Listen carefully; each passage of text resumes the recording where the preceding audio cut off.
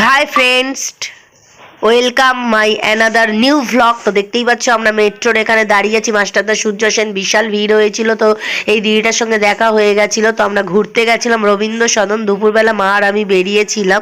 তো ওখান থেকে ওনার সাথে দেখা হলো, বললো চলো ঘুরে আসি। মেট্রো থেকে নেমে আমরা সদনে ঢুকে গেলাম। তো সদনে ঢুকতে ঢুকতে ভিডিও শ্যুট করতে করতেই আমি ঢুকছিলাম। দেখতেই পাচ্ছ, তোমরা যারা এসেছো তারা তো জানো। এই যে নন্দনের সামনে এসে আমি একা একা ভিডিও করছিলাম। মা আর ওই দিদিটা ওখানে বসেছিল, যে ওরা দাঁড়িয়েছিল তারপর বসেছিল।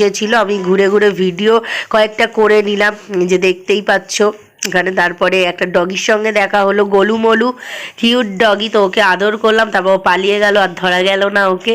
কি সুন্দর। তারপরে এই যে দেখতেই পাচ্ছ এখানে সিনেমা আর্টিস্টরা এসেছিলো, সবাই সেলফি নিচ্ছিল দূর থেকে। আমি ছবি তুলে নিলাম। তারপর দেখো ওখানে একটা ফাংশন হবে, তো দূর থেকেই আমি ভিডিও করছিলাম।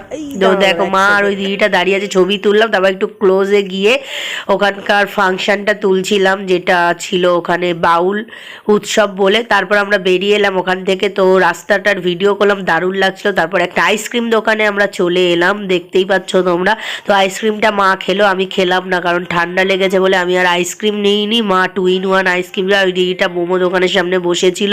আর এই যে দেখতেই পাচ্ছ ঝালমুড়ি দোকানের সামনে আমি চলে এলাম, আর মা আইসক্রিম খাচ্ছিল, সেটাও তুলে নিলাম।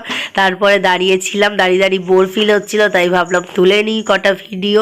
তো ওই জন্য ঝালমুড়ি তৈরির ভিডিওটাও আমি তো এখানে তুলে নিলাম। দেখতেই পাচ্ছ অতক্ষণ দাঁড়ানোর পর ফাইনালি আমার হাতে ঝালমুড়ি চলে এলো।